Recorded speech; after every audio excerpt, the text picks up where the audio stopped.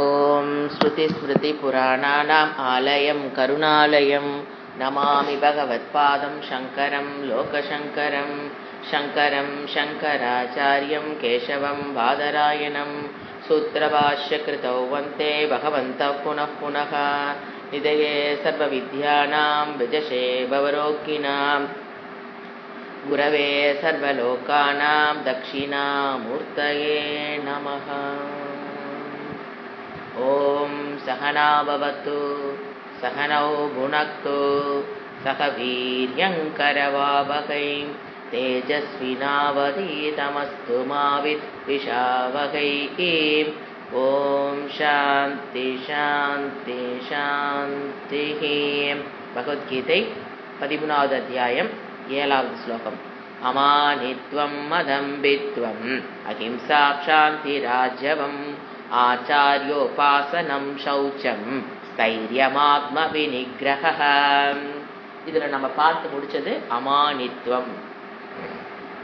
மானித்தம்னா கர்வம், கர்வம் இல்லாமல் இருத்தல். தனக்குள் ஒரு திறமையை காணும் பொழுது அதற்கு மற்றவர்கள் எனக்கு மரியாதை கொடுக்கணும், அதை அப்ரிஷியேட் பண்ணணும், ரெக்கக்னைஸ் பண்ணணும், ரெஸ்பெக்ட் பண்ணணும் அப்படின்னு எதிர்பார்க்குற அந்த attitude of mind is called அமானித்வம், மானித்வம். அது இல்லாமல் இருத்தல் அமானித்வம். இதுக்கு பேசிக்கா நம்ம தெரிஞ்சுக்க வேண்டிய இதை பார்த்தோம். இந்த உலகத்தில் நாம் எதை அடைந்தாலும் அது நம்மளால தனியாக அடையப்பட்டதுங்கிறது எதுவுமே கிடையாது. முழு சொந்தக்காரி நான் அல்ல. அது நீங்க பணமா இருக்கலாம், வீடா இருக்கலாம், சொத்து பத்தா இருக்கலாம், திறமைகளாக இருக்கலாம், எதா இருந்தாலும் அதற்கு நான் முழுமையான சொந்தக்காரி அல்ல. சொந்தக்காரி தான், முழுமையான சொந்தக்காரி நான் அல்ல. அதை புரிஞ்சுக்கிறவங்களுக்கு இது கர்வம்ங்கிறது வராது. இந்த ஞானம், இந்த ஆட்டிடியூடை கொண்டு வரக்கு என்ன வேணும்? ஒரு ஞானம். என்ன ஞானம்? முழு சொந்தக்காரி நான். எப்படிங்க? நான் தானே பண்ணினேன், நான் தானே சம்பாரிச்சேன், இவ்வளோ கஷ்டப்பட்டு சம்பாரிச்சு இந்த வீட்டை நான் தானே வாங்கினேன், அது எப்படி? சொந்தக்காரி நான் தானே. போய் ரெஜிஸ்டர் ஆஃபீஸில் போய் பாருங்க, என் பேரில் தான் வீடு இருக்கும், அப்போ நான் தானே முழு சொந்தக்காரி அப்படின்னு நாம் நினைக்கலாம். ஆனால் அதை பெறுவதற்கு நான் எத்தனை பேர்த்த சார்ந்து இருக்கணும் அப்படின்னா, முதல்ல எனக்கு இந்த உடம்பு கொடுக்கப்பட்டிருக்கணும். ஒரு வீடு நீங்க வாங்குறீங்கன்னா உங்களுக்கு இந்த உடல் கொடுக்கப்பட்டது. The body is given to me. பாடிக்குள்ள இருக்கிற ஆல் physiological factors, அந்த functioning, heart functioning, lungs functioning, kidney functioning, எல்லாம் physiological factors functioning are given to me. அதெல்லாம் எனக்கு கொடுக்கப்பட்டிருக்கு. அதெல்லாம் சரியா வேலை செஞ்சுட்டு இருக்கணும். கொடுக்கப்பட்டது மட்டுமல்ல, அது சரியா வேலை செய்யறதுக்குண்டான வேலையும் அந்த தேவதைகள் அந்த இடத்துல இருந்து செஞ்சுக்கிட்டு இருக்கணும். அடுத்தது சைக்கலாஜிக்கல் ஃபங்க்ஷன்ஸ். அதுனா மனதில் இருக்கிற செயல்பாடுகள், மனம், சித்தம், அகங்காரம், மெமரி பவர், இதெல்லாம் கொடுக்கப்பட்டிருக்கணும். நேற்று என்ன சாப்பிட்டேன் அப்படிங்கிறத இப்ப சொல்றேன் அப்படின்னா அங்க உள்ள பதிவாக இருக்கணும். அந்த பதிவு ஆகிறது நீங்க பண்ணி பதிவாகிறது இல்லை, it is given to you. அதனால பதிவாயிட்டு இருக்குது. நீங்க இன்னைக்கு எந்திரிச்சு சொல்றீங்க நேற்று இந்த சாப்பிட்டேன். So memory is given to you, not yours. It's given to you. அந்த இன்ஃப்ராஸ்ட்ரக்சர், நேற்று சாப்பிட்டது மனதில் பதிவுங்கிறது, அந்த infrastructure is given to you. அந்த மெமரி வச்சுதான் நம்ம வாழ்க்கையில ஒன்றை அடைகிறோம். All psychological functioning. அப்புறம் சின்ன வயசுல இந்த உலகத்தில் பிறந்த உடனே parents place a very important role. அடுத்தது ஸ்கூல்ஸ், டீச்சர்ஸ், காலேஜ், கோ ஸ்டூடெண்ட், வெரி இம்பார்ட்டன்ட். ஒரு கிளாஸ்ல 40 பேர் இருக்குன்னு வச்சுக்கோங்களேன், 39 பேர் இன்னைக்கு லீவ் எடுத்துட்டாங்கன்னு வச்சுக்கோங்க. ஒரு சப்போஸ் ஒருத்தனுக்காக என்ன பண்ண மாட்டாங்க, உனக்காக அந்த டீச்சரு கிளாஸ் எடுக்க மாட்டாங்க. கோ ஸ்டூடெண்ட்ஸ் ஆர் வெரி இம்பார்ட்டன்ட். ஒரு ஸ்கூல்ல ஒரே நேற்று ஒரு பதில பார்க்கும்போது பார்த்தோம், +2 2 ஸ்டூடெண்ட் தான், அதனால அங்கே க்ளோஸ் பண்ணிட்டோம். So co students are very important. அப்பதான் இந்த கிளாஸ் நடைபெறுவதற்கு நல்லா திங்க் பண்ணி பாருங்க, நல்லா புரியும். Co students are very important to run the class. அப்போ அவங்க எல்லாம் தான் உன்னை சப்போர்ட் பண்ணியிருக்காங்க. நீ பிசிக்ஸ் கத்துக்கிற அந்த மிஸ் கிட்டினா மிச்சம் இருக்கு. இப்போ 40 பேர்ல 39 பேர் அந்த வகுப்புல போறாங்க. அட்லீஸ்ட் 30 பேர் ஆப்சன்டீஸ் எல்லாம் போக 30 பேர் வந்து கூட உட்காந்தா தான் அந்த மிஸ் கிளாஸ் எடுக்க முடியும். ஒரு ஆள் உட்கார வச்சு எந்த ஸ்கூல்ல டீச்சர் எடுக்க போறாங்க? இல்லை ஸ்கூலில் க்ளோஸ் பண்ணிட்டு போயிட்டே இருப்பாங்க. +1 க்ளோஸ் பண்ணிட்டா நாங்கள் ஒரு ஸ்கூலில் கேட்கும்போது ஏன்னா 2 ஸ்டூடெண்ட் இப்போ எங்கா சேர்ந்துக்கு சாமின்னு அனுப்பிச்சி விட்டோம். ஸோ இதெல்லாமே நுணுக்கமாக போக போக நம்ம எந்த அளவுக்கு கன்சியூமராக இருக்கிறோம் இந்த உலகத்துலங்கிறது உங்களுக்கு புரிய ஆரம்பிக்கும். அடுத்தது சொசைட்டி, ஃப்ரெண்ட்ஸு, ரிலேஷன்ஸு. எதுக்கு? நம்மளுடைய எமோஷன்ஸை பக்குவப்படுத்துறதுக்கு. ஃபேமிலி தேவை, ஃப்ரெண்ட்ஸ் தேவை, ரிலேஷன்ஸ் தேவை. எதுக்கு? இல்லைன்னா ஒரு ஒன்றுமே ஒரு உறவுகளே இல்லாமல் ஒரு குழந்தைய காட்டில் கொண்டு விட்டிங்கன்னா அதுக்கு எமோஷன் என்னென்ன தெரியாமல் தான் வளரும். சிங்கங்கிட்டையும் புலிகிட்டையும் விளையாடுற குழந்தையா இருந்ததுன்னா அதனுடைய எமோஷனல் மெச்சூரிட்டிக்கே கிடையாது. ஸோ என்னுடைய எமோஷனல் மெச்சூரிட்டிக்கே அதுக்கே யார் வேணும்? Society. Society means family, friends, ஒரு உறவினர், யாராலும் எடுத்துக்கு ரிலேஷன்ஸு எல்லாருமே. எதுக்கு? என்னுடைய emotional outlet, for my emotional growth, for my emotional maturity. I need so much of people around me for my emotional growth, for my emotional outlet.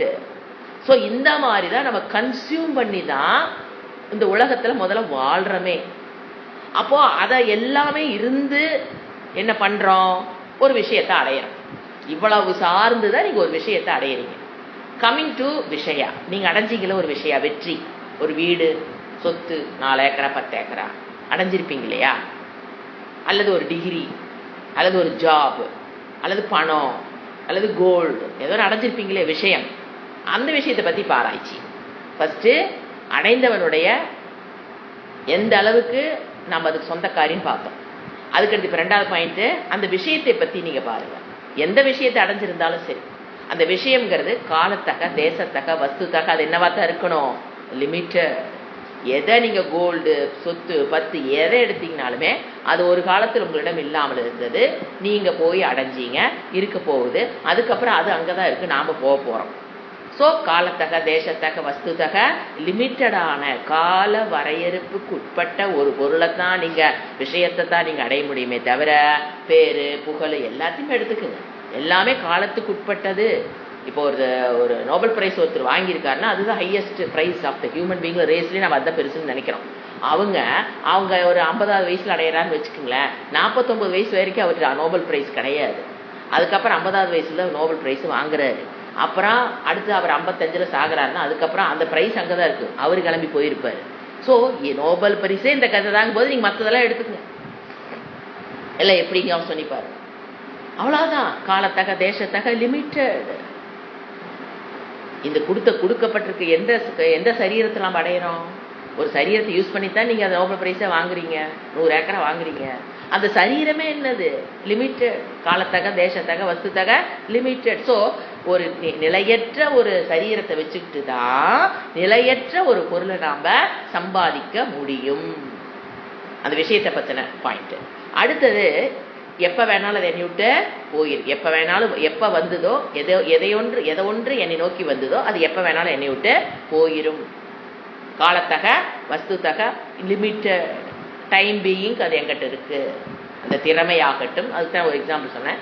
ஒரு cricket player ஒரு இதை வின் பண்ணி கோல்டு மெடல் வாங்குறாரு அப்படின்னா அவருக்கு அந்த திறமை ஒரு 18-20 வயசுலேருந்து வெளிப்பட்டிருக்கும். அவர் ஒரு 30 வயசு வரைக்கும் தான் அந்த திறமையை வெளிக்காட்ட முடியும். அதுக்கப்புறம் அவரால் திறமையை வெளிக்காட்ட முடியாது. அவ்வளோதான் டைம் பீயிங். ஸோ அதில் கருவப்பட வேண்டிய அவசியம் இல்லை. அப்போ என்ன தான் நம்ம இன்வெஸ்ட் பண்ணணும்? முழு சொந்தக்காரி நான் இல்லைன்னு புரிஞ்சு போச்சு, நான் அடைஞ்ச பொருளும் நிலையானது இல்லைன்னு புரிஞ்சு போச்சு. அப்போ என்ன தான் நடக்குது? Only investment. என்னது? என்னுடைய உழைப்பை நான் இன்வெஸ்ட் பண்ணுறேன். அது ஒன்று தான் நான் பண்ண முடியும். அது ஒன்றை தான், கர்மன் ஏவாதி காரஸ்தே. அதை ஒன்றை மட்டும்தான் நம்மளால் பண்ண முடியும். அதுக்கு மட்டும்தான் இறைவன் நமக்கு அதிகாரமே கொடுத்துருக்காங்க. கர்மன் ஏவாதி காரஸ்தே. இந்த உழைப்பை பாருங்க, நீங்கள் போடுற உழைப்பை பக்கத்தில் இருக்கிற போட்டான்னு வச்சுக்கோங்களேன், நம்மளோட பெரிய ஆளாருக்கு வாய்ப்பு இருக்கு. இதே உழைப்பை பக்கத்தில் இருக்கிறவன் போட்டான்னா நம்மளை விட டேலண்டாக அவருக்கு வாய்ப்பு இருக்கு. நம்ம தான் உழைப்பை போட்டோன்னு சொல்லக்கூடாது. ஏன் தெரியுங்களா? அவனுக்கு அதில் உழைப்பை போடணும்னு தோணலை, அதனால அந்த ஃபீல்ல உழைப்பை போடல. எனக்கு போடணும்னு தோணுச்சு, அதனால போட்டேன். இவ்வளவுதான். இப்ப சமையலே பாத்தீங்கன்னா ஒருத்தர் ரொம்ப இன்ட்ரெஸ்டட் இன் சமையலா இருப்பாங்க, ஒருத்தர் வெளி விஷயத்துல இருப்பாங்க. இப்ப சமையல இப்ப இவங்களுக்கு நம்ம என்ன பிளான் பண்றோம், இவங்களுக்கு சமையல் வராது, இவங்க இப்போ ஒரு லேடி வந்து ஒரு ஜாபுக்கு போறாங்க அப்படின்னா நாம என்ன நினைப்போம், அவங்க சமையல் வராது, அவங்க வெளியில ஒரு பேங்க் மேனேஜரா இருக்காங்கன்னா அதெல்லாம் அவங்க சூப்பருக்கு, அவங்களுக்கு சமையலாம் வராதுன்னு ஐயா அதெல்லாம் சொல்லவே சொல்லாதீங்க. அது முட்டாள்கள் பேசுற பேச்சு. அந்த அம்மாவுக்கு இதுல கொடுக்கற நேரத்தை பேங்க்ல போய் மேனேஜரா இருந்தா காசு நிறைய சம்பாதிக்கலாம் அப்படின்னு அவங்க முடிவு பண்ணி அங்க உட்காந்துருக்கு சீட்ல அந்த அம்மா. அதே அம்மா ரிசைன் பண்ணிட்டு நான் சமையல்ல புதுன்னு வச்சுக்கோங்க நம்மள அடிச்சு தள்ளிட்டு போயிடும். ஸோ எதுக்குமே புரிஞ்சுக்கணும், நான் நல்லா சமைப்பேன், என் குழந்தைய நல்லா பார்த்துக்குவேன். அந்த அம்மா ரிசைன்மெண்ட் வந்து வீட்டில் போகுதுன்னா உங்களை விட நல்லா பார்த்துக்கும், உங்களை விட நல்லா சமைக்கிங்க. என்ன அந்த அம்மா அந்த முடிவு எடுத்து போயிருக்குது, நாம் வீட்டில் உட்காந்து சோம்பேறியும் இருக்கலாம். நான் முடிவிட்டு அந்த அம்மாவாட்ட உழைக்கிறதுக்கு நம்ம ரெடி இல்லை, ஏன்னா வீட்டையும் பார்த்துக்கணும், பேங்க்குக்கும் போகணும், இது நம்மளால ஆகாத சாமி, நாம் என்ன பண்ணிக்கலாம் சோம்பேறி தரத்தினால வீட்டில் உட்காந்துருக்க லேடியே இருக்கலாம். நம்மளை விட எப்பவுமே அதே. அப்போ ரெண்டையும் பேலன்ஸ் பண்ணுறவங்க கண்டிப்பாக சமையலை கொஞ்சம் விட்டு கொடுத்தாகணும். நீங்கள் காலையில் உட்காந்து நீங்கள் பணியாரம் சுட்டுட்டு இருப்பீங்க வீட்டில் இருக்கவங்க, அந்த அம்மா காலையில் உட்காந்து பணியாரங்களை சொல்ல முடியும், 9 மணிக்கு கிளம்பி ஆகணும் ஆஃபீஸ்க்கு. அப்போ அந்த அம்மா அதுக்கு தான் அந்த சமையலை கற்றுக்கிட்டு பண்ணிட்டு ஓடிட்டே இருக்காங்க. Always is superior than me. நாம என்ன நினைக்கிறோம், நான் வீட்டில இருந்து குழந்தைகளுக்கு நீ பணியாரம் சுட்டு போட்டேன், அந்த அம்மா என்னத்தை பார்த்துக்க முடியும் குழந்தைங்கள, என்ன பணியாரம் சுட்டு போட்டேன் கிரேட்டா. ஸோ யாரையுமே எந்த விஷயத்துக்கு நம்ம என்ன பண்ணக்கூடாது, கம்பேரிசனுக்கு போகக்கூடாது. அந்த அம்மா நினைச்சதுன்னா வீட்டில் இருந்து குழந்தைகளை பார்த்துக்கணும் முடிவு எடுத்திருந்ததுன்னா ஏன்னா அது ரெண்டையும் பேலன்ஸ் பண்ற அளவுக்கு உழைப்பு போடக்கூடிய பொம்பளை இந்த ஒண்ணுக்கு கான்சன்ட்ரேட் பண்ணிச்சுன்னு வச்சுக்கோங்க, நம்மளை விட அதிகமாக உழைச்சிடும். ஸோ எதையும் என்ன பண்ணிக்க வேண்டாம், நான் தான் கிரேட்டுன்னு மார்த்தட்டிக்க வேண்டிய அவசியமே இல்லை. ஏன்னா எவ்ரிபடி இந்த உலகத்தில் everybody is talented with something R in one field R in other. அது பாருங்க அந்த டேலண்ட் அவங்க அதில் வளர்த்திக்கணும்னு நினைக்கிறாங்க, அதில் போய் வளர்த்திக்கிறாங்க. நாம் அது போகல கிடைக்கல, அவங்க நம்ம ஃபீல்டுக்கு வந்தாலும் நான் ஜெயிச்சிடலாம், நாம் அந்த ஃபீல்டுக்கு போனாலும் ஜெயிச்சிடலாம். இப்படி ஒரு உலகத்தை தான், இந்த இன்ஃப்ராஸ்ட்ரக்சரை தான் இறைவன் மக்களிடம் கொடுத்திருக்கிறார். அவரு பாரபட்சமாக இவங்களுக்கு வந்து நிறைய டேலண்ட்டு, இவங்களுக்கு வந்து கம்மியான டேலண்ட்னு இறைவன் கொடுத்துட்டான். தயவு செஞ்சு இறைவனை குறை. நீங்க எப்போ உங்களை நீங்களே நொந்துக்கிறீங்களோ, எப்போ நீங்க மற்றவர்களை நொந்துக்கிறீங்களோ இறைவனை நொந்து கொள்வதற்கு சமம். Please don't do that. அறியாமையில் உங்களையும் நொந்துக்காதீங்க. ஏன்னா உங்களை நீங்க நொந்துக்கும் போது இறைவனோட படைப்பை பழிக்கிறோம். எனக்கு புத்தி சக்தியே பத்தலை, எனக்கு நாமே வரமாட்டேங்குது அப்படின்னு என்ன அர்த்தம்? இறைவன் என்ன சொல்லுவாரு, டேய் உன்னை நல்லா தாண்டி படைச்சேன், நீ அதை கரெக்டாக யூஸ் பண்ணாதுக்கு நான் என்னடி வந்துட்டு தானே அவர் நினைப்பாரா நினைக்க மாட்டாரா? நமக்கு எவ்வளோ கஷ்டம் இருக்கும். 2 வயன் ஒரு வயன் சொல்கிறேன், அம்மா நீ வந்து ஒரு வயனா மட்டும் நீ வசதியாக வச்சுக்கிறேன், என்னை வந்து நீ பார்ஷியாலிட்டி பார்க்கணுன்னு ஒரு பையன் நம்மகிட்ட வந்து சொன்னால் அந்த தாய்க்கு எப்படி இருக்கும்? அதே உணர்வு தானே இறைவனுக்கு படைத்த தேவதைகளுக்கும் படைத்த இறைவனுக்கும். ஸோ அந்த மாதிரி தப்பு பண்ணக்கூடாது. எல்லாரும் டேலண்ட் வித் எவ்ரிதிங். நாம் என்ன உழைப்பு போடுறோமோ அதுக்கு தகுந்த மாதிரி வரும். இந்த பேசிக்காக இருந்தது அப்படின்னா எது வராது? கர்வம் என்பது நம்மிடம் இந்த ஞானம் இருந்ததுன்னா நம்ம மனசுக்குள்ள கர்வம் என்பது everything is given to me. That's a basic knowledge. Nothing is mine. அதை கொடுத்ததுல கொஞ்சம் நான் என்ன பண்றேன், உழைப்பை போட்டு கொஞ்சம் ஒரு திறமையை நான் வெளிக்கொண்டு வரேன். அடுத்தது என்னது? அதம்பித்துவம். அதம்பித்துவம் என்ன? க்ளோஸ்லி ரிலேட்டட் டு மானித்துவம் தான், கர்வம் தான். ஆனா இங்க என்ன ஒரு பாயிண்ட் பார்த்தீங்கன்னா, ஏன் இது வந்து டம்பம் இல்லாமல் இருத்தல் அப்படின்னு சொல்லுவோம். தன்னிடம், இதுக்கு என்ன டெஃபினிஷன்? தன்னிடம் இல்லாத குணங்களை அல்லது திறமைகளை இருப்பதாக பறைசாற்றுவது தம்பித்துவம். வெரி க்ளோஸ் டு மானித்துவம் தான். கர்வத்துக்கு இது ரொம்ப க்ளோஸ் தான். அங்க வந்து பாத்தீங்கன்னா திறமை இருக்கும் இன்ட்ரோவர்ட், ஆனா அதுக்காக ரெஸ்பெக்ட் எதிர்பார்ப்பான். அது வந்து மானித்துவம். தங்கிட்ட திறமை இருக்கும், ஆனா இங்க என்ன கேஸ், இந்த ஆட்டிடியூட் ஆஃப் மைண்ட், யாரும் பீப்புளை பார்க்காதீங்க, ஒரு ஆட்டிடியூட் ஆஃப் மைண்டை பாருங்க. எப்பவுமே நம்ம சொல்ல ஒரு ஆளை பதிவு பண்ணிட்டு அந்த ஆளை வச்சு அப்படியே டெவலப் பண்ணி புரிஞ்சுக்காதீங்க தயவு செஞ்சு. Your knowledge will be very limited.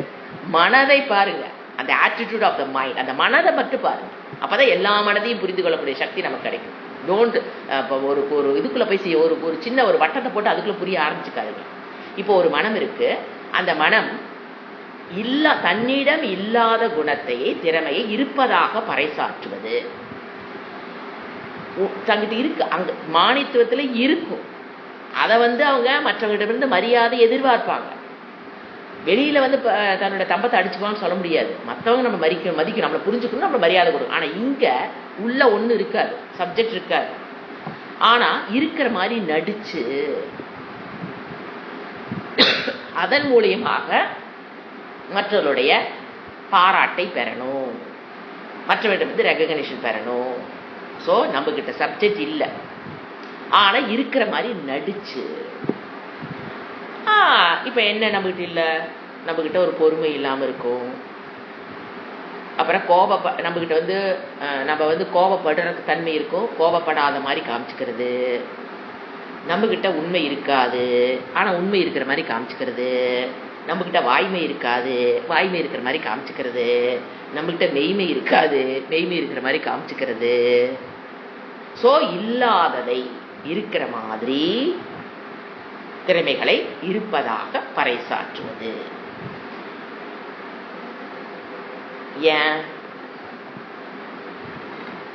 ஏன் இப்படி இருக்காங்க? இல்லாத ஒன்றை, what is the reason? It is ஒரு விதமான மன பலகீனம். It's not mental strength, it is weakness of your mind. ஏன் அப்படி பறைசாற்றுறாங்க? What is the psychological problem? அவங்களுக்குள்ள என்ன பிரச்சனை இருக்குது மனதில்? அந்த மனதில் என்ன பிரச்சனை? இது மானித்தத்தோட ரிலேட் ஆனதுதான். சிறு வயதில் அவங்களுடைய பேரண்ட்ஸோ டீச்சர்ஸோ நீ எதுக்கு லாய்க்கு இல்லை அப்படின்னு சொல்லி தனக்குள்ள இருக்கிற கான்ஃபிடென்ட் லெவலை இழந்தவங்க, செல்ஃப் கான்ஃபிடென்ட் குறைவா இருக்கிறவங்க. அது சிறிய விஷயமாக இருந்தாலும் சரி, பெரிய விஷயமாக இருந்தாலும் சரி, வேஷம் போடுவார்கள். வேஷம்னா பாஷா, வாயில தனக்கு இருக்கிற மாதிரி காமிச்சுக்கலாம், எக்ஸ்பிரஷன்ஸ்ல தனக்கு இருக்கிறத இல்லாதது இருக்கிற மாதிரி காமிச்சுக்கலாம். சுவாமிஜி சொல்றது, எல்லா கையிலையும் மோதிரத்தை போட்டுக்கு கையை தூக்கி தூக்கி பேசுறான்னு சொல்லுவாங்க பார்த்தீங்களா? அந்த மாதிரி பணம் தங்கிட்ட கம்மியா இருந்தா அதிகமா இருக்கிற மாதிரி காமிக்கிறது. அப்போ தங்கத்தை எல்லாம் போட்டு அதெல்லாம் போட்டு எப்படி பறைசாற்றுவது? நான் வெரி ரிச் மேன், நீங்க எப்படி பறைசாற்றுறது? அதுக்காக பரவாயில்லைங்க, தங்கத்தை முதல்ல போட்டது கூட பரவாயில்ல, ஏன்னா இன்னைக்கு வாங்கினா ஒரு இன்வெஸ்ட்மெண்ட்டா போகுது. அநியாயத்துக்கு பார்த்தீங்கன்னா அந்த ஹேண்ட்பேக்குக்கும் ஆடாடா மக்கள் பண்ற செலவு இருக்குதே. நேற்று தான் ஒருத்தர் காமிச்சாங்க, ஒரு 3 துணி பர்ஸ், சில்லறை போடுற மாதிரி 3 பர்ஸு துணியில், இப்படி ஒரே மாதிரி துணியில் அழகா இருக்கு. அதுல ஒரு அது அப்புறம் என்னமோ ஒரு பர்ஸ், ஒரு ஒன்றுத்துக்காக அது 7,000 ரூபா தள்ளுபடி போக 6,000 ரூபா. அதுக்கு வேற நேற்று ஷோ வேற ஈஸ்வரமூர்த்தி ஹாலில் கடை வேறையாமா. அங்கே போய் கூட்டம்னா அது வழியாக திரும்பி வர யூஆர்சியில் ஸ்கூல் முடிச்சுட்டு வர அந்த இடத்துல ரோடை கிராஸ் பண்ண முடியல. என்னடா இன்னைக்கு இது என்னதுக்குள்ள என்ன இருக்குதுன்னு கேட்டால் அப்புறம் சொன்னாங்க இது மாதிரி இந்த மாதிரி கடை. என்ன கடை எனக்கு புரியல, என்ன கடைன்னா அசசரிஸ் ட்ரெஸ். அப்போ அது ஒரு கடையினோட அட்வர்டைஸ்மெண்ட் காமிச்சாங்க.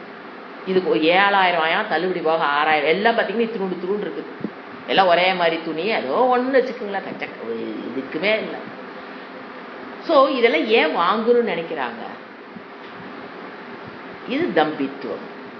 எங்கிட்ட வசதி கம்மின்னு அவங்களே நினைச்சுக்கிறது. எந்த வசதியில் இருக்குங்களோ அது ஓகே தான். அப்போ அதை அதிகமா நம்ம காமிக்கணும். பணம் இல்லாத போது நான் பணக்காரனாக இருப்பதாக காமிக்கிறது. இந்த மாதிரி ட்ரெஸ்ஸில் நான் பணக்காரன்னு காமிச்சுக்கிறது. அப்புறம் இன்னொரு இடத்துல பார்த்தீங்கன்னா மக்கள் பண்ற தம்பித்துவத்தை ஈஸியாக கண்டுபிடிக்கலாம். அதாவது ஊர்ல இருக்கிற பெரிய பணக்காரங்க யாராவது சொல்லுங்க, உடனே வருங்க எனக்கு தெரியும், எனக்கு அவங்கள பெரியவங்கன்னு. அப்புறம் அவங்கள மீட் பண்றதுக்கு உண்டான வாய்ப்புகளை ஏற்படுத்திக்கிறது, அவங்களோடவே பூஜா தூக்க போறது, அவங்களோட போட்டோ எடுத்துக்கிறது, அதை எல்லாத்துலேயும் ஷேர் பண்றது எல்லாம் பண்ணுவாங்க.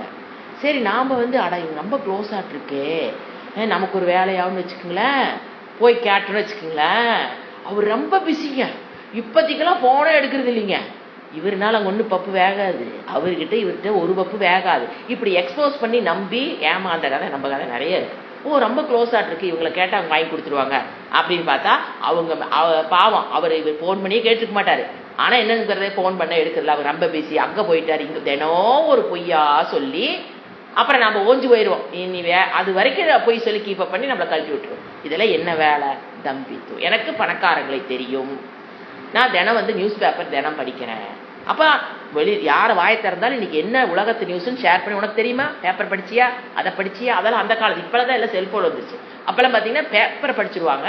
அந்த பேப்பரை வர்றவங்க யார் அந்த அன்னைக்கு முச்சூடு யாரை பார்க்குறாங்களோ அந்த பேப்பர் இருக்கிற நியூஸ் உனக்கு தெரியுமா? நான் படிச்சிட்டேன்.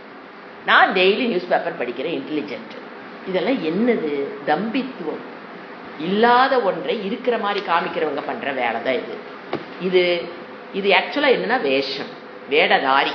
ஏன்னா உள்ள ஒண்ணுமே இல்லை, இருக்கிற மாதிரி காமிக்கிறதுனா வேடதாரி.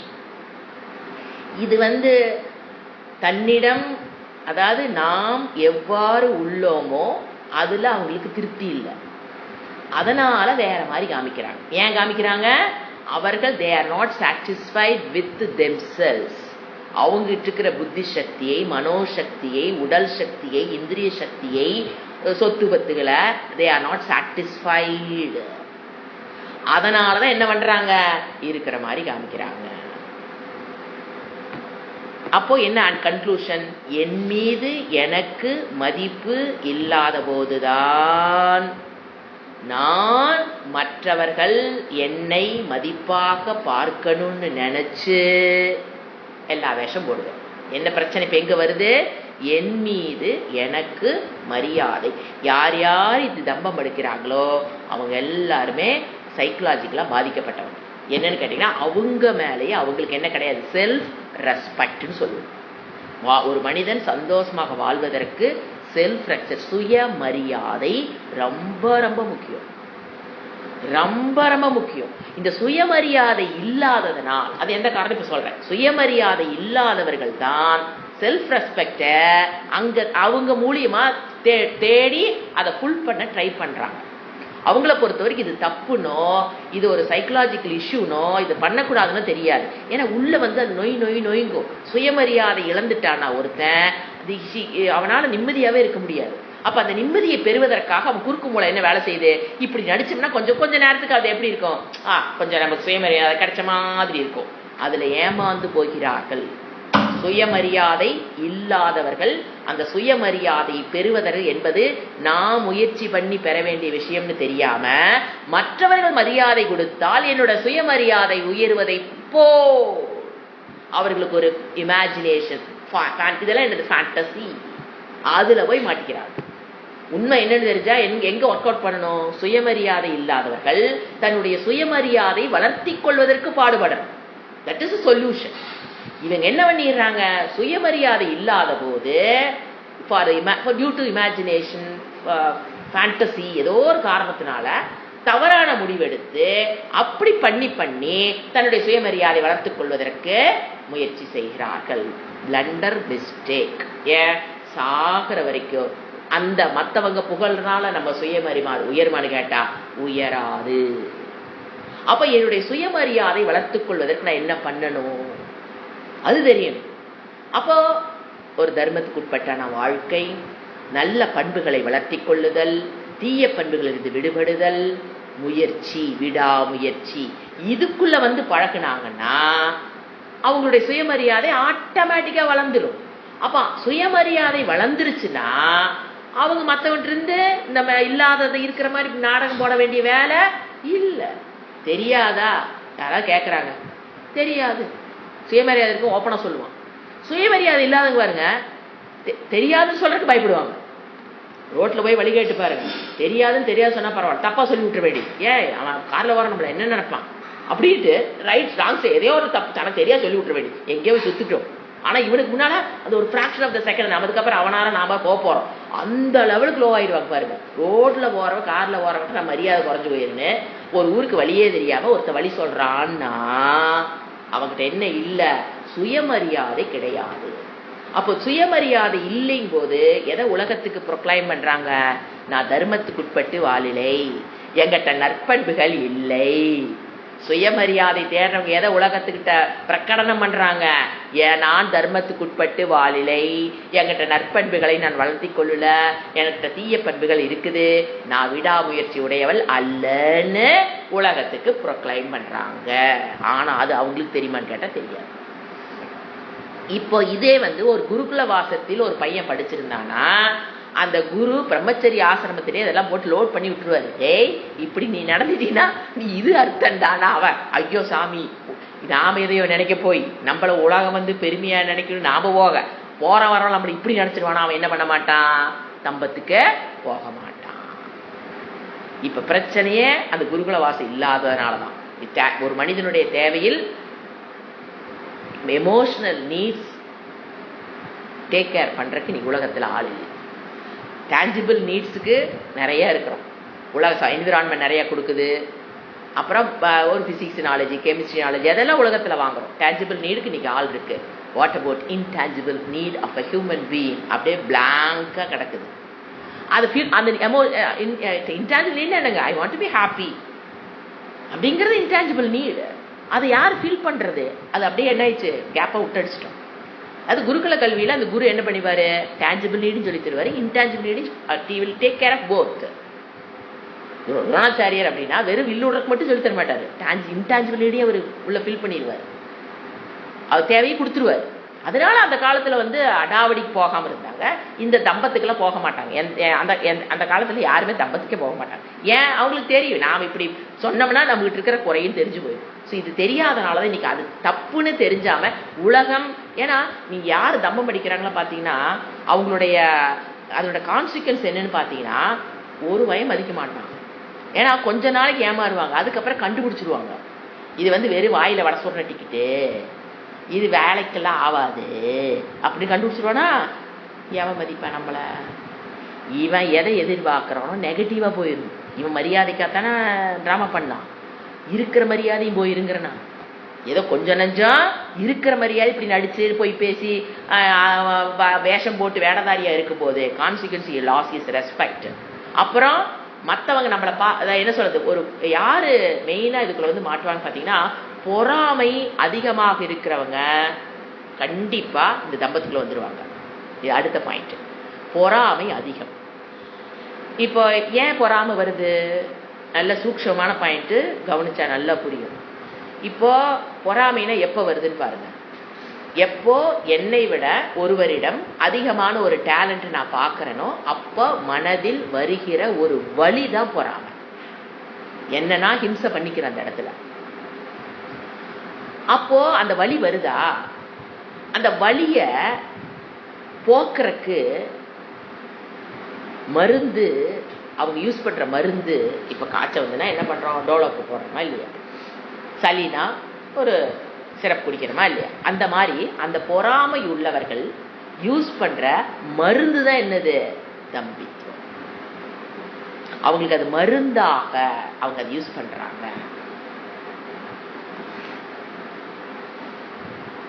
வலி நிவாரணி யாருக்கு?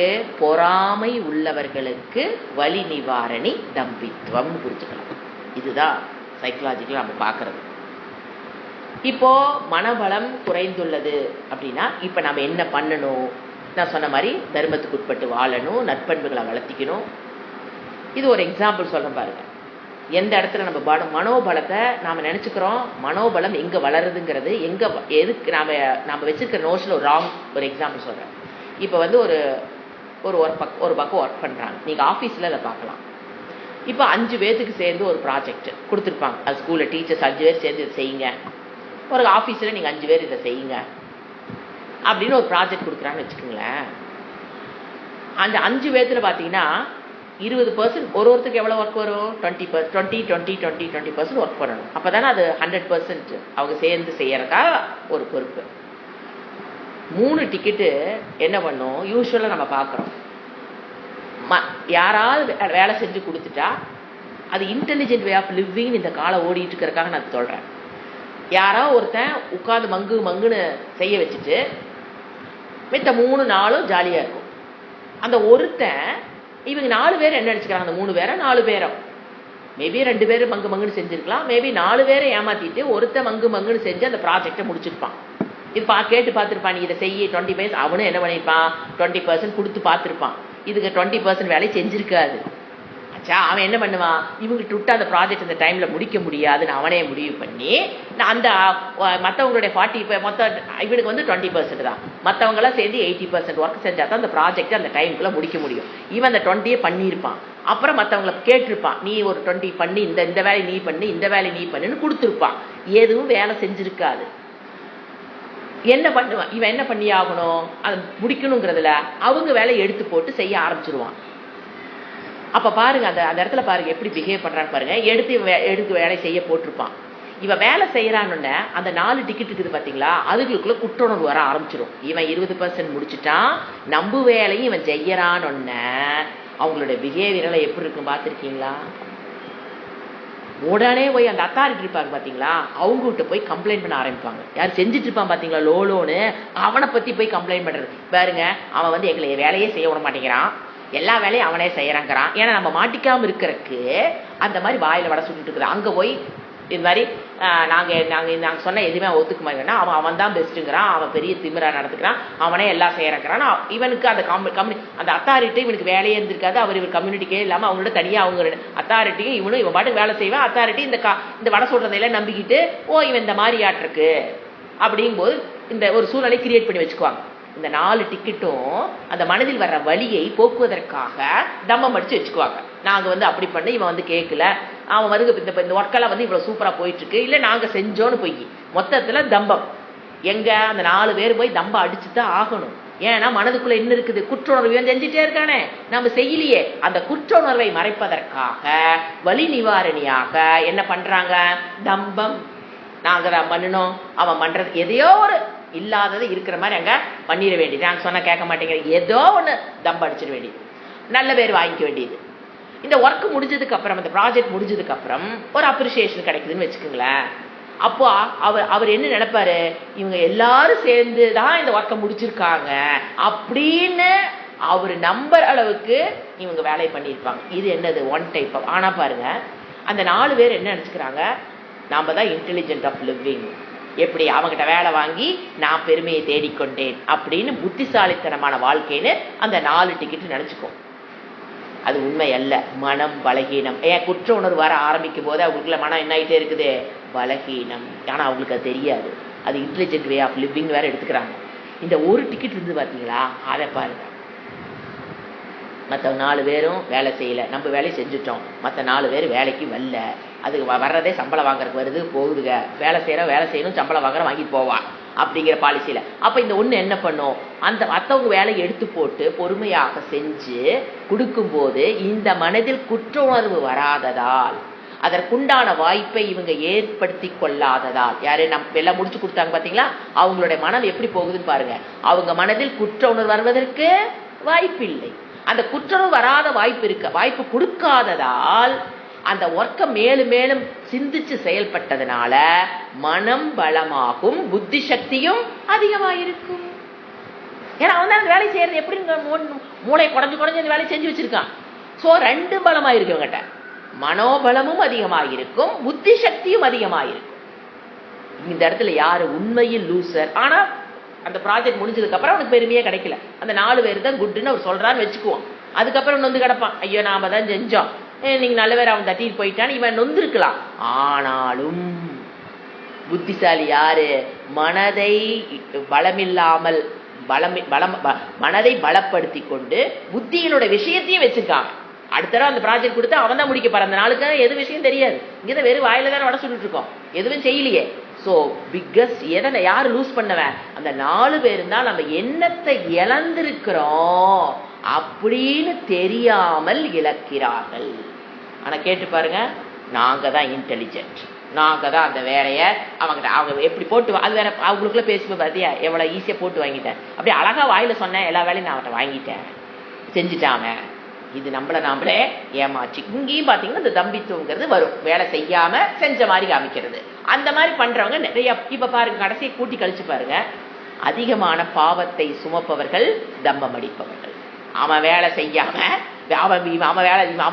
நம்மளுடைய வேலையை அவனையெல்லாம் செஞ்ச வச்சு பாப்பத்தை, எதுக்கு சொல்றேன்னா கான்சிக்வன்ஸ் ஆஃப் திஸ் தம்பித்துவம் பாப்பத்தையும் சம்பாதித்து கொடுக்கும். சோ ஸ்வதர்ம அந்த ஒருத்தன் ஏன் அவனுக்கு மனம் பலமாகுது? ஸ்வதர்ம அனுஷ்டானம். அவனுக்கு கொடுத்த தர்மத்தை ஸ்வதர்மத்தை கரெக்டா பண்றாங்க அப்படின்னாவே, ஏன் என்னென்ன பார்த்திருக்கோம்? உபரம திதிக்ஷா. உபரமன் என்ன? ஸ்வதர்ம அனுஷ்டானம்.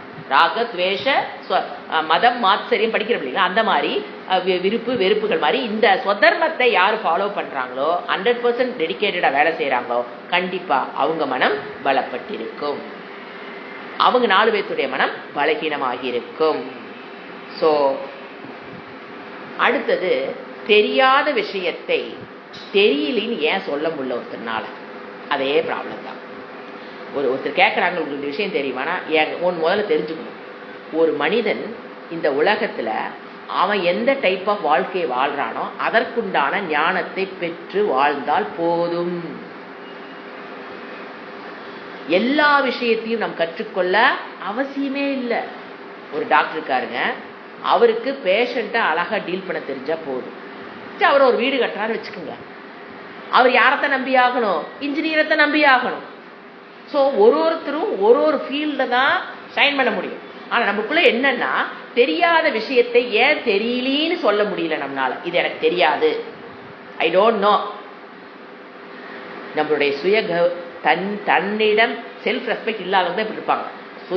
தன்னிடம் தனக்கு உண்டான சுய கௌரவத்தை இல்லாதவர்கள், செல்ஃப் ரெஸ்பெக்ட் கம்மியா இருக்கிறவங்க, தன்னை பற்றிய மதிப்பு தனக்கு கம்மியா இருக்கிறவங்க என்ன நினைக்கிறாங்க? தெரியலன்னு சொன்னா நம்மளுடைய சுய கௌரவம் இன்னும் கீழே போயிடும்.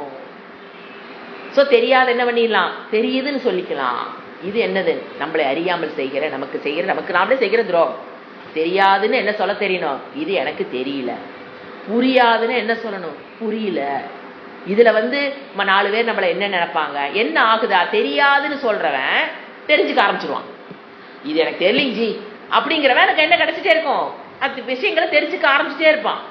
இந்த தெரியாம தெரியுன்னு சொல்றான் பாத்தீங்களா, தெரிஞ்ச மாதிரியே இருக்கிறான் பாத்தீங்களா, அவனால எதையுமே கற்றுக்கொள்ள முடியாது.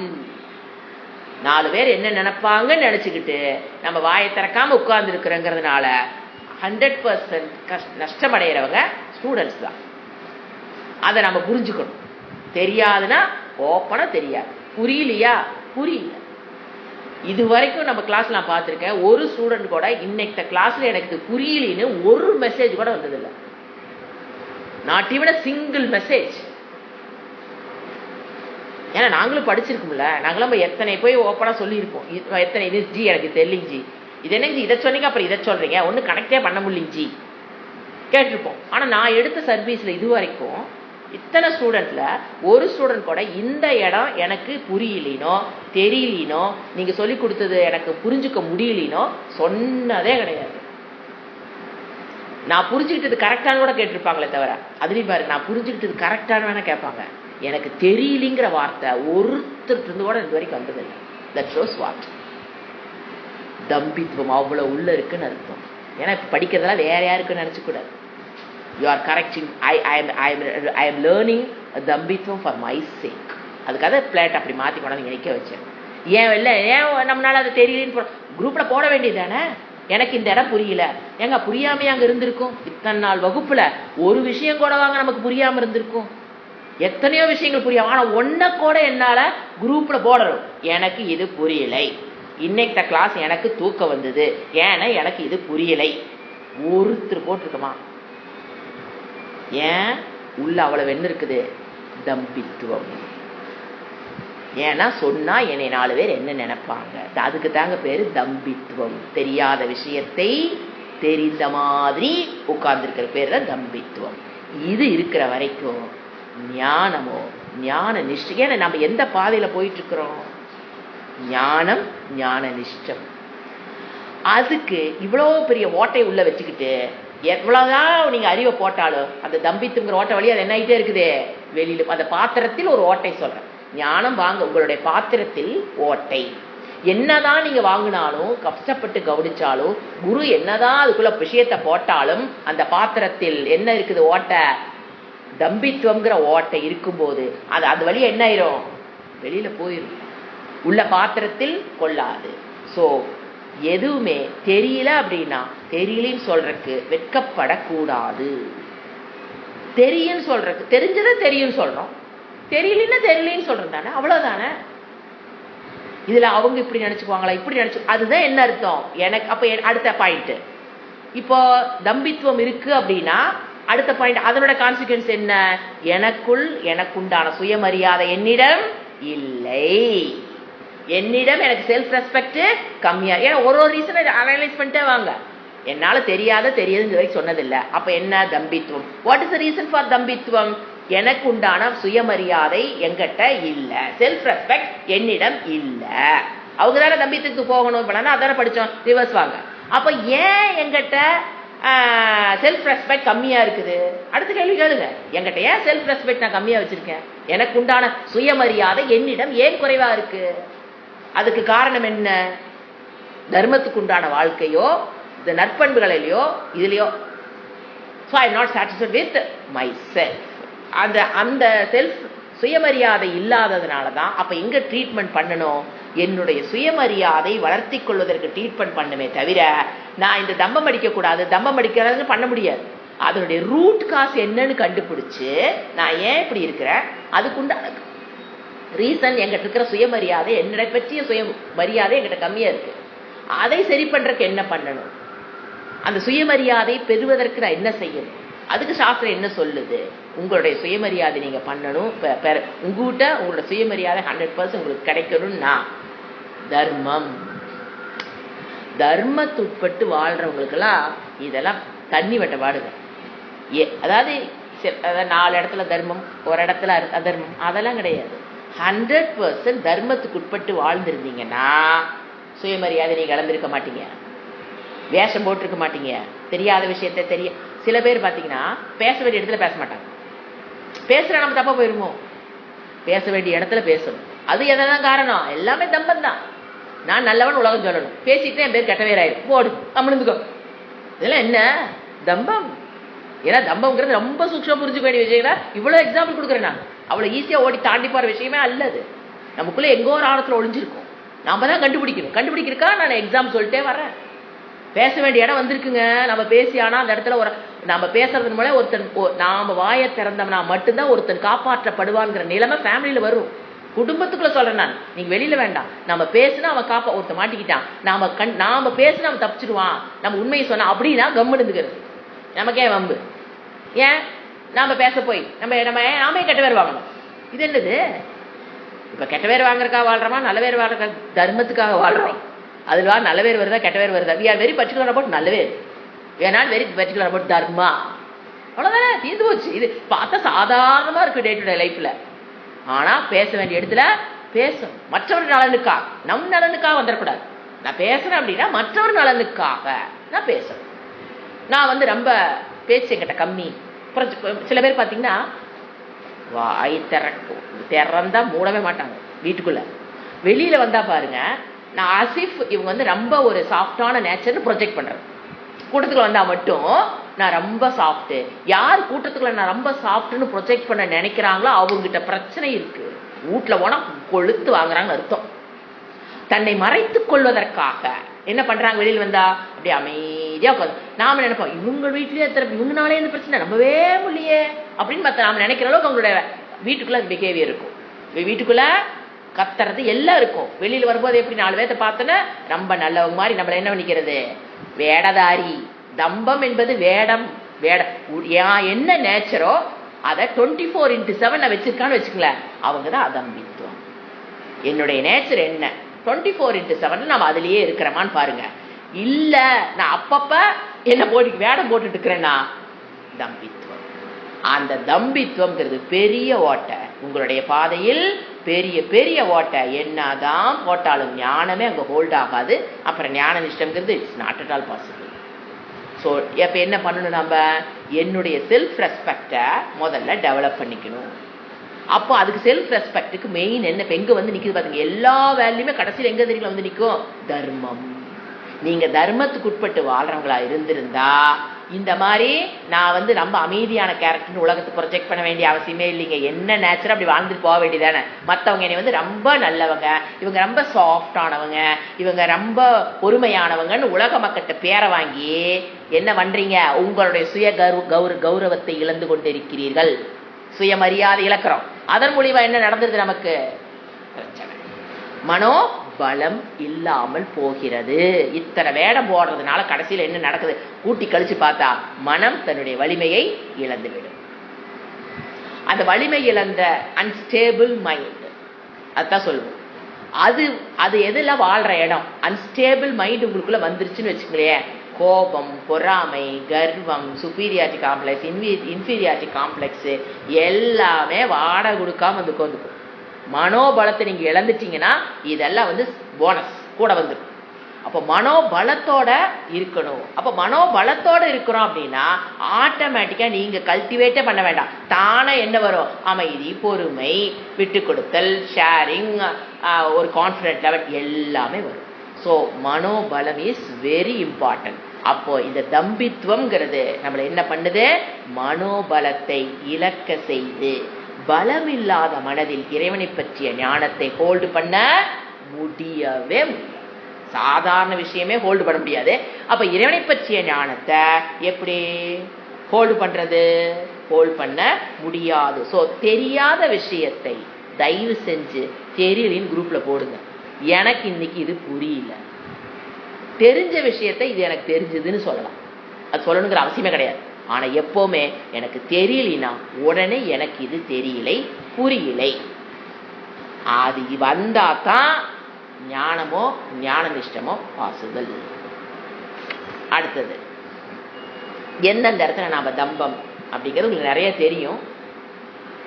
ஃபர்ஸ்ட் வந்து ட்ரெஸ்ல காமிப்போம். தம்பம் அடிக்கிறதுங்கிறது ஃபர்ஸ்ட் பிடிக்கிற இடம் ட்ரெஸ். பணக்கார காஸ்ட்லி ட்ரெஸ்ஸை போட்டு மற்றவங்க என்னை பணக்காரனாக பார்க்கணும். ஆனா இப்போ ஒரு ஃபங்க்ஷனுக்கு போறோம், அது ஒரு பெரிய பணக்கார வீட்டு ஃபங்க்ஷன், காஸ்ட்லியான ட்ரெஸ் போட்டு போகணும். எப்பவுமே காஸ்ட்லியான ட்ரெஸ் போடுறதுங்கிறது மற்றவர் நலனுக்காக போடலான்னா போடலாம், மற்றவர் நலனுக்காக போடலாங்க. ஒரு எக்ஸாம்பிள் சொல்றேன் பாருங்க. மற்றவர் நலனுக்காக நீங்க காஸ்ட்லியா ட்ரெஸ் போடலாம். இப்போ நம்ம நாட்டினுடைய தலைவர் இன்னொரு நாட்டுக்கு போறாரு வச்சுங்களா, நம்ம நாட்டுடைய பெருமை அந்த ட்ரெஸ்ல நிக்குது, அவர் ஓடலாம். நம்ம ஏன்னா அவங்க அதை வச்சுதான் ஜட்ஜ்மெண்ட் பண்ணுவாங்க.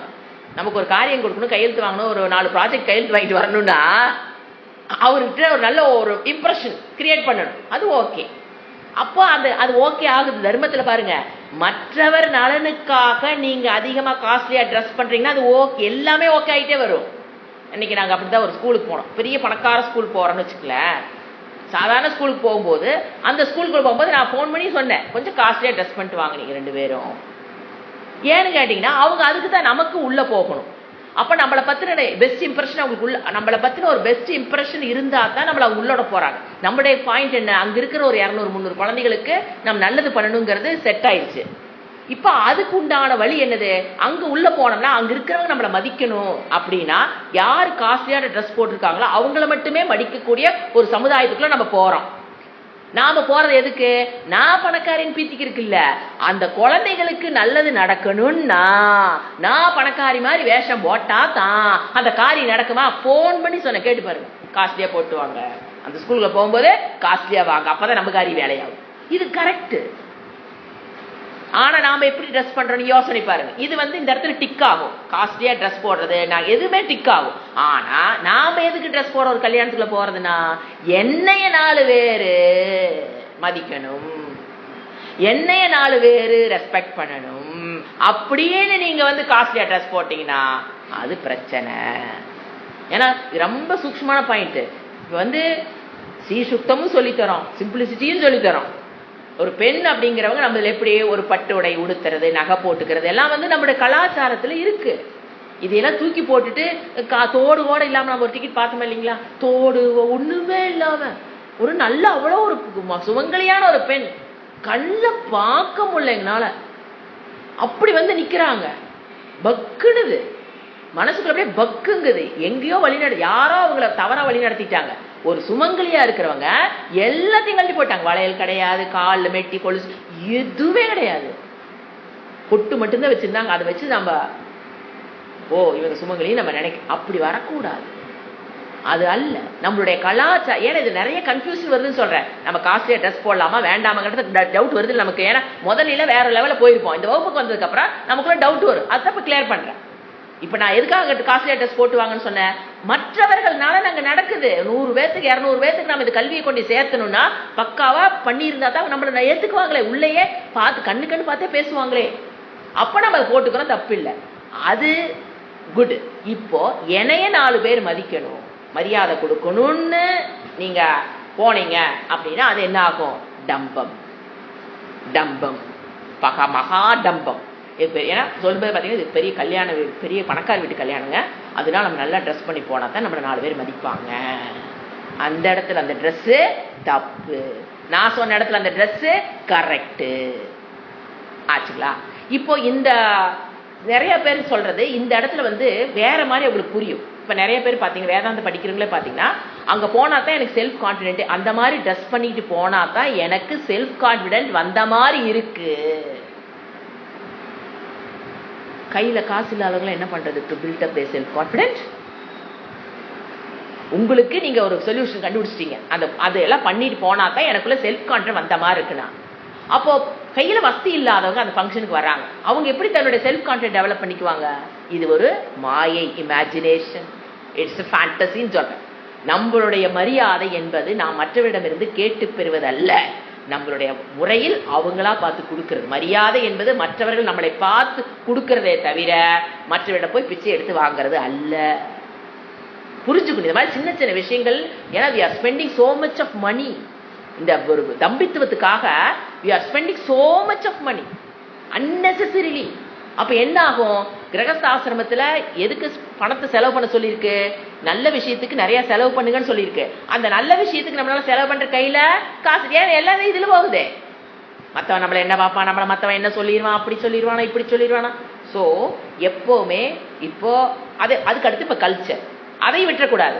இப்ப நாம கல்ச்சர் வேதாந்தம் படிக்கிறோம் அப்படிங்கறக்காக எனக்கு அவங்களை பார்த்ததுக்கு அப்புறம் அது டவுட் வருது. கல்ச்சரை விட்டுறக்கூடாது. நம்மளுடைய பொறுப்பு என்ன? போன ஜென்ரேஷன் இருக்கிற கல்ச்சரை வாங்கி கத்துக்கிட்டு அதை ஃபாலோ பண்ணி அதை அடுத்த ஜென்ரேஷனுக்கு ஹேண்ட் ஓவர் பண்ற டியூட்டி நம்மகிட்ட இருக்கு.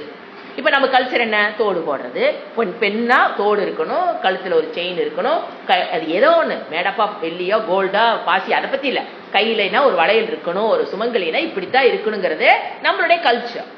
அப்ப அந்த இடத்துல நம்ம டவுட் வரக்கூடாது. எதுக்காக நான் போடுறேன்னா என்னுடைய செல்ஃப் கான்பிடென்ட்காக நான் போடுறேன் இல்ல.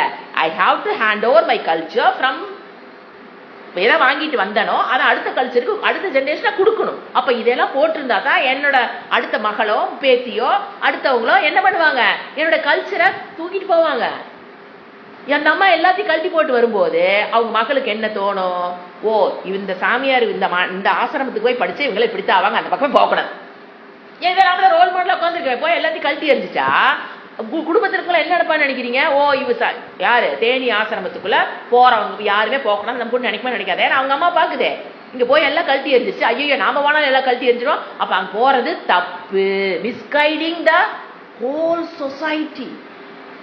வேதாந்தம் படிக்க வந்தா இந்த மாதிரிதான் ட்ரெஸ் பண்ணணும்னு ஒரு ட்ரெஸ் பண்ணி காமிச்சிட்டீங்கன்னா அவங்களுக்கு என்ன தெரியும்? இவ கல்ச்சரை ஃபாலோ பண்ணல ஃபர்ஸ்ட், ரெண்டாவது ஒரு பேட் இம்ப்ரெஷன் சொசைட்டிக்குள்ள உண்டு பண்ணிடுவோம். ஸோ ரொம்ப கத்தி மேல நிக்கிற மாதிரி எங்க எப்படி நடந்துக்கணுங்கிறது தப்புனா ஒய் இட் இஸ் ராங், ரைட்னா ஒய், ரெண்டும் தெரிஞ்சிருக்கும். அவ்வளவுதான். அங்க போகும்போது அப்படி போறேன், இங்க போகும்போது இப்படி போறேன் என்னுடைய. அப்ப மத்தவங்க நம்மளை பத்தி என்ன நினைச்சிருவாங்கிற ஒரு காஸ்ட்லி ட்ரெஸ் போடுறேன்னா உனக்குள்ள பிரச்சனை இருக்கு, அதை நீ டேக்கிள் பண்ணி தான் ஆகணும்.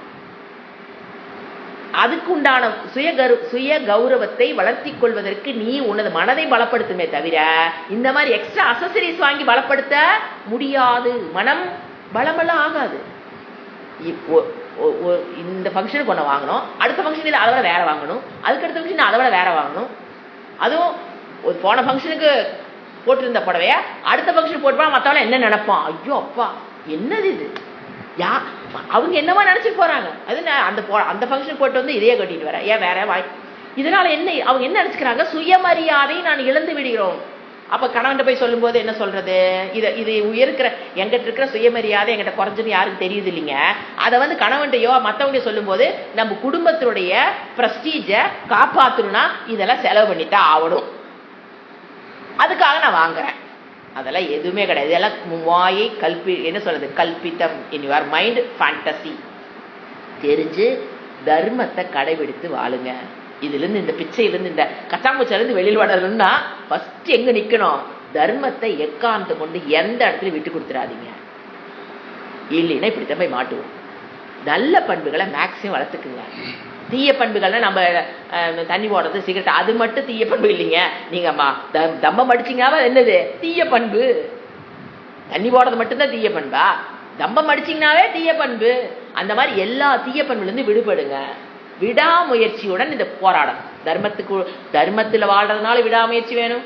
நல்ல பண்புகளை வளர்த்திக்கிறதுனால விடாமுயற்சி வேணும். தீய பண்புல இருந்து விடுபடுறதுனால விடாமுயற்சி வேணும். இந்த விடாமுயற்சி, இந்த நாளையும் நம்ம டெவலப் பண்ண இங்கதான் ட்ரீட்மெண்ட் கொடுக்க வேண்டிய ஏரியா. கொடுத்தீங்கன்னா ஆட்டோமேட்டிக்கா மனோபலமாகும். மனோபலமாகிட்டா செல்ஃப் கான்பிடன்ஸ், செல்ஃப் ரெஸ்பெக்ட் ஆகட்டும், செல்ஃப் லவ் ஆகட்டும் தானா வளர ஆரம்பிக்கும். அப்ப நாம இந்த மாதிரி எல்லாம் வேஷம் போட்டுட்டு கஷ்டப்பட வேண்டிய அவசியம், கஷ்டப்பட்டு சம்பாரிச்ச பணத்தை கொண்டு இதுல செலவு பண்ண வேண்டிய அவசியம் இல்லை. We can have a happy life. தம்பத்தில் இருக்கிறவங்க cannot have a happy life. மானித்துவத்தில் இருக்கவங்க cannot have a happy life. So அமானித்துவம், அதம்பித்துவம், இந்த ரெண்டு எதுக்காக நம்ம cultivate பண்ணிக்கிறேன்னா, for my happiness, for my mental strength, என்னுடைய மன அமைதிக்காக, என்னுடைய சந்தோஷத்துக்காக நான் என்ன வளர்த்திக்கணும்? ரெண்டு கேரக்டர் படிச்சிருக்கோம், அமானித்துவம், அதம்பித்துவம். ஸோ எதை கத்துக்கணும்? அப்புறம் பாருங்க, அந்த தம்பம் அடிக்கிறதுனால நம்ம புண்ணியம் காலி ஆகும்னு சொல்லுது சாஸ்திரம்.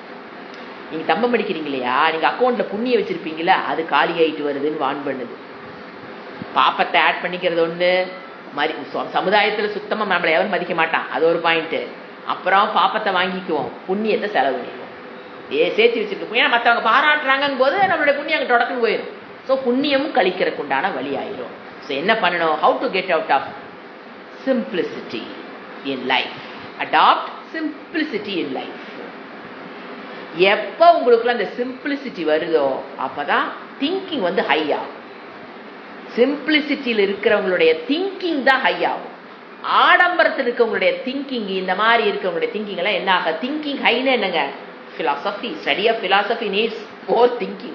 சிந்தனை இருக்கிறவனால தான் philosophy-க்குள்ள வர முடியும். அத்வைத philosophy-க்குள்ள நம்ம வந்திருக்கிறோம் அப்படின்னா it's high thinking, it's not ordinary thinking. அந்த திங்கிங் வரணும்னா என்ன இருக்கணும்? சிம்பிளிசிட்டி. அந்த சிம்பிளிசிட்டி தான் உங்களுக்கு எதை கொடுக்கும்? High level of thinking. Simplicity வாழ்ந்தவங்கள நீங்க வாழ்க்கையில் அடிக்கடி அவங்களுடைய வாழ்க்கை சேர்ந்தவங்க எடுத்து படிச்சு பாருங்க. காமராஜன் எப்பொழுதுமே வலது பக்கமா எங்கேயோ துண்டு ஓடுவாராம். ஒரு தடவை மாத்தி இடது பக்கம் போட்டு வந்தாராம். எல்லாரும் என்ன இந்த பக்கம் போட்டாரு? ஏன்னா அது ஒரு பப்ளிக் ஃபிகர் தானே அவரு. அப்படின்னா என்ன இன்னைக்கு இந்த பக்கம் மாத்தி போட்டாரு, நம்மளும் அதே மாதிரி மாத்திக்கணுமா? ஏன்னா அவங்க எல்லாருமே அந்த காலத்துல துண்டு போடுறோம். உடனே என்ன வலது பக்கம் போட்டு இன்னைக்கு தெரியும், அதை மாத்திடு எதுன்னு கரெக்டா தெரியல. எப்பொழுதுமே வலது பக்கம் போடுறவரோ இல்லை எப்பொழுது எவ்வளவு மாத்தி போட்டிருந்தாரு. உடனே கூட்டத்தில் இருக்க காங்கிரஸ் எல்லாம் நம்மளும் மாத்தி போடணுமா? ஏதனால கட்சி முடிச்ச நியூஸ் காதுக்கு போயிருக்கு. நீங்க ஏன் மாத்தி போட்டீங்க, எல்லாரும் மாத்தி போடணுமா சார்? அப்படி ஒரு ஆள் போய் கேட்டுக்க. அடே இப்படி துண்டை இப்படி விரிச்சு காமிச்சிருக்காரு. அங்க ஒரு பெரிய கிளிஸ்டன் அந்த சட்டையில தையல் விட்டு போச்சு. இது இருந்து வரைக்கும் எடுத்து போட்டேன்டா. இது ஒரு சட்டை தான் இருக்குது தேய்ச்சு, மற்றதெல்லாம் என்ன இது வரல. வச்சிருக்கிறது ஒரு 4 சட்டை, அதுல 3 தான் வண்ணானுக்கு போயிடுச்சு, அதெல்லாம் துவைக்கு போயிடுச்சு. இந்த 1 தான் இருக்குது. இப்ப ஃபங்க்ஷனுக்கு கிளம்பணும். போய் பார்த்தேன், இந்த இடத்துல இவ்வளவு பெரிய ஓட்டை, உட்கார்ந்து தைக்கிறதுக்கு நேரம் கிடையாது. அவர் தைச்சுக்குவாரு. உட்கார்ந்து தைக்கிறதுக்கு ஏன்னா கிளம்பி ஆகணும், தைக்கிறதுக்கு நேரம் கிடையாது. என்ன பண்ண? துண்டு எடுத்து இந்த பக்கம் போட்டு மறைச்சிட்டேன். அதை வேற எடுத்து வேற காமிச்சிட்டேன். See the simplicity. அதுல வெக்கமெல்லாம் கிடையாது. பாரு நான் தெரிஞ்சு போச்சு. என்ன சொல்றேன், நீ வீட்டுக்கு போய் தான் தைக்கணும். அப்ப இந்த ஃபங்க்ஷன் முடிச்சு தானே போய் நான் தைக்கணும். தைச்சுதான் போட்டிருக்காரு, புதுசு வாங்கலை. Underline the point. அதனாலதான் பாருங்க அவர்கிட்ட எப்பவுமே திங்கிங் ஹையா இருக்கும். காமராஜருடைய மனசு. அப்துல் கலாம் யோசனை பண்ணி பாருங்க. இன்னும் அவங்க காமராஜர் நம்ம பார்க்கலிம்பிங்க உங்க ஜென்ரேஷன். அப்துல் கலாம் இப்பதானே வாழ்ந்து இறந்தாரு. அவரை போய் பாருங்க. அவருக்குன்னு ஒரு குவார்டர்ஸ் கொடுத்துருந்தாங்க, வீடு வேற. அதுல எல்லாம் எக்ஸ்ட்ரா ஃபிட்டிங்ல ஒண்ணு வேண்டாம். இந்த முன்னாள் 10 கார் பின்னால் அதெல்லாம் ஒண்ணு வேண்டாம். ஏன் அவங்களுக்கு அந்த ஒரு ஹை திங்கிங் இருக்கவங்க எல்லாம் பாருங்க அப்படிதான் இருந்திருப்பாங்க. சிம்பிளிசிட்டியே யார் இருக்காங்களோ அவங்களுக்கு கண்டிப்பா ஹை திங்கிங். நாம என்ன பண்ணுவோம்? ஹை திங்கிங் பிடிக்கிறாங்க. இதை விட்டா தான் நம்ம ஹை திங்கிங்ல போகிறது. ஏன்னு கேளுங்க, வாட் இஸ் த லாஜிக்? இப்ப நீங்க புடவை நகை மற்றவங்ககிட்ட இதெல்லாம் மூளை இதுல செலவு பண்ணிடுவோம். ஹை திங்கிங்க்கு மூளை அங்க அவ்வளவுதான், வேற என்ன? எந்நேரம் அக்சசரிஸ்லயும் மற்றவங்க நம்மளை மரியாதை நினைத்துன்னு ஒரு ஃபங்க்ஷனுக்கு போனா நம்மள மரியாதை இப்படியே மண்டை மூளை ஃபுல்லா இதுலயே செலவானா மண்டை எப்படிங்க ஹை திங்கிங் வரும்? ஸோ அதையெல்லாம் தள்ளி வச்சவங்களுக்கு மைண்ட் ஃப்ரீயா இருக்கும். தொய்யின்னு எங்க போயிடும்? ஹை திங்கிங் போயிடும். அவ்வளவுதான். எந்நேரம் வைக்கிற பொட்டுல இருந்து தலை சீவரம் இருந்து தோடு ஓடுறதுல இருந்து இதுக்கு இது மேட்சா அதுக்கு இது மேட்சா மண்டை ஃபுல்லா இதுல போயிருது. That type of lady or a woman, gents cannot come for high thinking. வரவே முடியாது. எத்தனை ஐக்கியம் இருந்தாலும் அவங்களால இந்த பக்கம் வர. ஏன்னா ஃபுல் என்கேஜ் அதுக்கு வர என்ன சொல்லுவாரு, அன்ஆக்குபைடு மைண்ட் வேணும்பார். இதுதான் சயின்ஸ். அவர் தயானந்த சொல்றது, you mind should be unoccupied mind இருந்தா தாண்டா வேதாந்தம் புரியும்பார். ஏன்னா ஆக்குபைடு வித் ட்ரெஸ் இந்த மாதிரி எல்லாம் etcetera etcetera. You are preoccupied mind cannot learn Vedanta. தலைகீழ நின்னாலும் வேதாந்தா மண்டைக்குள்ள போகாது. ஏன்? ப்ரீ ஆக்குபைடு மைண்ட் பாரு. ஒரு வேர்டு யூஸ் பண்ணும்போது ப்ரீ ஆக்குபைடு மைண்ட், அவனால எதையும் கத்துக்க முடியாது. அன்ஆக்குபைடு மைண்ட்ல வர்றான் பாரு ஒருத்தன், எதுவுமே வாழ்க்கையில் எதையும் பிரச்சனை இல்லைங்கிறவன் டக்குன்னு. அப்ப அதுதான் சொல்றேன், சிம்பிளிசிட்டி. எந்த அளவுக்கு நம்மளால சிம்பிளா வாழ முடியுமோ அந்த அளவுக்கு சிம்பிள். நான் சிம்பிள், நீங்க மத்தவங்க ஆடம்பரவங்களை வாங்கி ஆடம்பரமான வாழ்க்கை வாழ்றவங்களை பார்த்து நான் சிம்பிள்னு சொல்லக்கூடாது. எப்பவுமே யாரை பார்க்கணும்? நம்மளை விட கீழே யாரு சிம்பிளா இருக்கிறாங்களோ அவங்கள ரோல் மாடலா வச்சு நீங்க இன்னும் கீழே இறங்கணும். அதுக்கப்புறம் அதை விட லோவா சிம்பிளா வாழ்றவங்களை வச்சு கீழே இறங்கணும். நாம என்ன பண்றோம்? மேல போயிட்டு இருக்கிறோம். ஆடம்பரத்தின் அடுத்த லெவல் அடுத்த லெவல் அடுத்த லெவல் அப்படி போற வரைக்கும் திங்கிங் எல்லாம் ஒண்ணுமே வராதுங்க.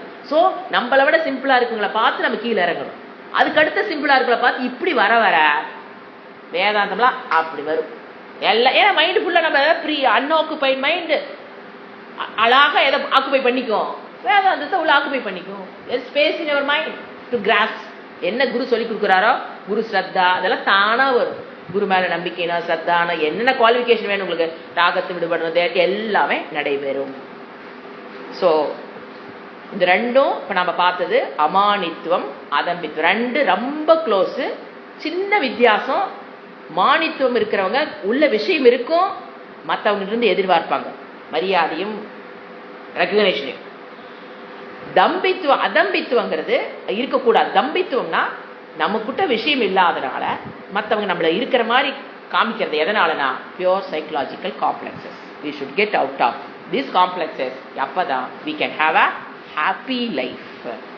ஓம் சாந்தி சாந்தி சாந்தி.